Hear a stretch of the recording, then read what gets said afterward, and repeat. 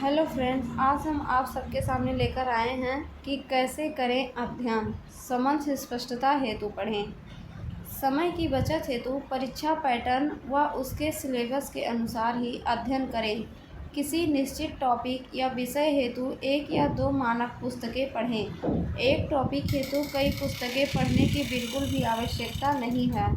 आपको सिविल सेवक बनना है, न कि विद्वान।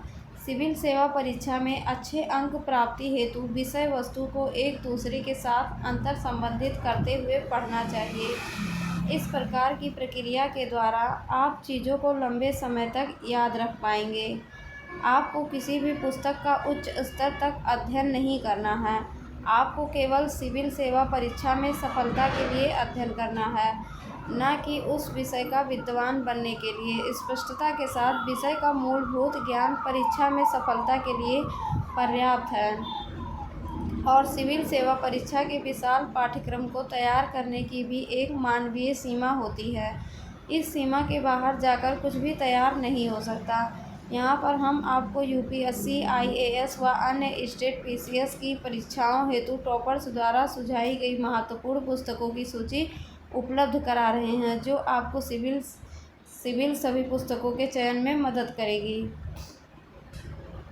तैयारी के दौरान कुछ महत्वपूर्ण बिंदुओं को ध्यान में रखना चाहिए, जो निम्न है। तैयारी परीक्षा केंद्रित होना चाहिए और आपका कठिन परिश्रम सही दिशा में होना चाहिए। प्रत्येक टॉपिक पढ़ते समय उद्देश्य होना चाहिए कि हमें उस टॉपिक की मूलभूत समझ आ जाए। आपका अधिकतर समय सोचने और परिचर्चा में खर्च होना चाहिए, न कि कई पुस्तकों से अध्ययन सामग्री पढ़ने में। मेरे अनुसार सिविल सेवा परीक्षा में सफलता हेतु सबसे पहले किसी भी टॉपिक का अध्ययन करें, फिर उसके बाद चिंतन करें और उसके बाद उसका लेखन करें। पिछले वर्ष के प्रश्न पत्रों का गहराई से विश्लेषण करें, जिससे कि आप परीक्षा की मांग को समझ सकें। परीक्षा में सफलता हेतु इस बात को जानना अधिक आवश्यक है, क्या नहीं पढ़ना है। धन्यवाद।